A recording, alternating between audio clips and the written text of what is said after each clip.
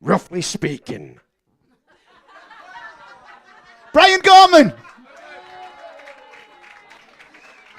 Okay, this is MMTV Volume 9. We are live from Marley Mancunia Studio in Manchester. Still to come, one of the most important bands of the last generation, Twisted Wheel, are going to be live.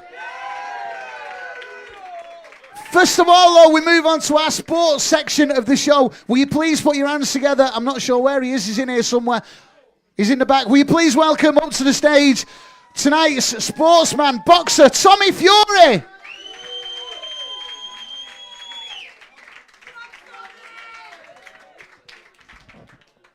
Hi, Tommy, how you doing?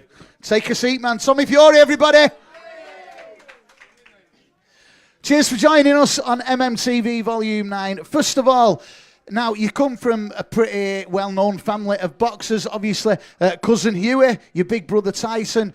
Growing up, was it pretty obvious you were going to get into boxing? Is it something you wanted to do? Have you followed suit, Yeah, I mean, since being 6 and 7 year old, I knew what it was going to be. I was always going out training. I was living in the gyms, and ever since then, I just knew what I was going to be. And I've not took no for an answer. I wanted something, so I went out and got it. And and that's maybe the man I am today. So I'm just going to keep, striving for more.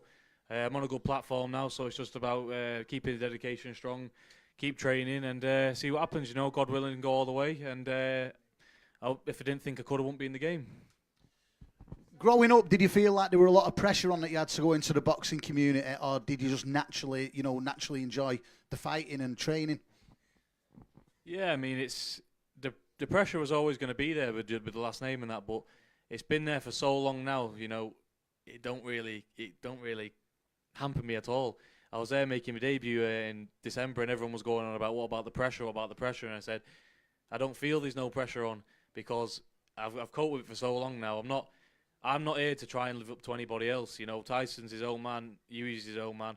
They've done very well, but I'm here for myself. It's my own career. I'm not trying to base myself on anybody else. You train in Hyde with your coach Ricky Hatton, again, who everyone knows. Do you think you have a bit of an advantage there, the fact that everybody knows who you're working with, and someone who's had that much experience in the game? Do you feel that helps you as a boxer? Yeah, 1,000,000%, because what you don't know about boxing is not worth knowing. So whatever he tells me, I just take. I'm like a sponge. Everything he's telling me, I'm soaking it in the sparring sessions. I'm trying to bring things in what he's telling me to do. And I've been with Ricky now for like 10 months. I've settled in really well, and I feel, in my opinion, most certainly everybody else that's seen me box from then to now, I'm 10 times the man that I was. So if I can do that in such a short space of time, what can I do over the years to come? I just want to pick up on something you said there. Obviously, we've had boxers on the show who, have tens and tens and tens of amateur fights before they get to the professional one. You only had 12 amateur fights before you made your professional debut in December at Manchester Arena, which you won. 12 amateur fights, first professional one, Manchester Arena, you won it. If I could take you back to December, like I say, you'd not had that many amateur fights, if you don't mind me saying, really. To walk out at the arena like that. Talk us through it. What was it like? What was the experience like that night in Manchester? Yeah, it was a memory that I'm going to live with for the rest of my life. But like I said before, there was no pressure. I was just enjoying it because I thought there's no point getting nervous about it, because I'm going to be doing it for the next 10, 15 years, God willing. But what a massive stage. I was live on BT Sport, and my first fight was a pay-per-view fight. So words can't describe how I felt in that moment. All my friends and family were there. It was everything I dreamt it would have been, to be honest with you. Like, I didn't expect anything more, and I just want to build on that now. I'm on good platforms. Every time I'm getting out, it's live on TV. They're giving me the platforms. Everyone's giving me these big breaks. So it's up to me now to train really hard and make the most of what I've got. And there's no excuses now. Literally, I have everything put in front of me now from what a boxer could have. I ain't got to complain about nothing. The pedigree's there. The platform's there, the promotional deals are there, all the deals are there. All I've got to do now is show my worth in the ring, and that's exactly what I'm going to do. Unbelievable attitude, isn't it? If there's any like kids at home watching MMTV, thinking like, I want to get into boxing, what you've done in an unbelievably short space of time is pretty spectacular. If there's any kids watching at home listening, thinking like, how has he done that? What advice would you give them? If someone sat at home now thinking, I want to get into boxing and I want to do it quick, what advice would you give them young kids? The biggest advice is really just the dedication, because, you know, obviously I'm a young kid myself. All the distractions were there, you know, going out on nights out, going to the town, drinking, this and that, this and that. You've just got to stay dedicated at the end of the day. All my friends, you know, they was all going out, they was all drinking. I was the one who stayed in. I was the one who was drinking the water. I was the one getting up at 4 and 5 in the morning going on the runs. Was that difficult? Yeah, of course it was difficult, because everybody loves a drink. Well, I do anyway. But you can't just live for now. You've got to look at your future at the end of the day. And I just didn't want to. I don't want an average life. Like, I want to strive for more, because from being a little child, I knew there was something special about me. Like, I never took no for an answer. Whatever I wanted in life, I just went out and got. And that's the same with the boxing. I wanted the boxing, so I'm going out and getting it and not taking no for an answer. And I feel like that's the best thing, you know. And people going out there, you know, a lot of people make excuses because they can't get to where they want to be, but there's no excuse. If you want something bad enough, you will get it. So don't be lazy about it. Go out and do it.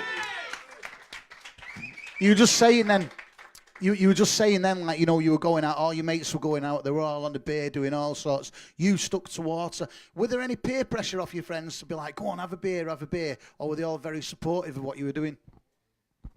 No, they was all very, very supportive, because they all knew. You would have kicked their heads in. No. I don't know about that. I think there's too many of them. But they all knew where I was going with it, and I wasn't just going through a phase, and it wasn't a joke for me. I was deadly serious about it. So, you know, I've got the best friends in the world, and it was all very supportive of me. You know, that even, you know, outside of the nights out, outside of everything, they was always making sure that I'd been for my run, always making sure that I'd been to the gym. And that's the kind of people that you need to succeed. You need to get rid of all negativity and get positive energy around you. And then you can go all the way at the end of the day. No positive energies around me. All of it's positive. And it makes me feel good every day. I get up in the morning, enjoy going to the gym. And I'm enjoying my life at the minute. And that's what it's about. It's the same with anybody, no matter what they're doing. If you're not enjoying what you're doing, get out of it. Because life's too short to be unhappy. Just listening to you already in a relatively short career, you know, you're a proper inspiration to people, and your way of life is something that a lot of people could take on board. We've spoke about, you know, your amateur fights, your 12 amateur fights, then you had the one at the arena in December, which you won, which was your first professional fight. I've got to ask, what does the future hold? What's next? Have we got any more fights planned? What's coming up? Yeah, I'm currently in training now. I've got my second pro one on the 23rd of March in Leicester at the Morningside Arena. It's live on BT Sport, so make sure you all tune in. Yeah, and just keep planning, you know, take one fight at a time. But, of course, the end goal is world champion, nothing less. So that's the end goal. Well, the attitude you've got and the speed you're doing things at the moment, it's not going to be long, do you know what I mean? And every single one of us in here and watching at home on MMTV really, really wishes you best for the future. It's been an absolute pleasure. And can I just say as well, this is the 9th one we've done. As far as an interviewer goes, you've been probably my favourite boxer we've had on. Will you make some noise for Mr. Tommy Fury?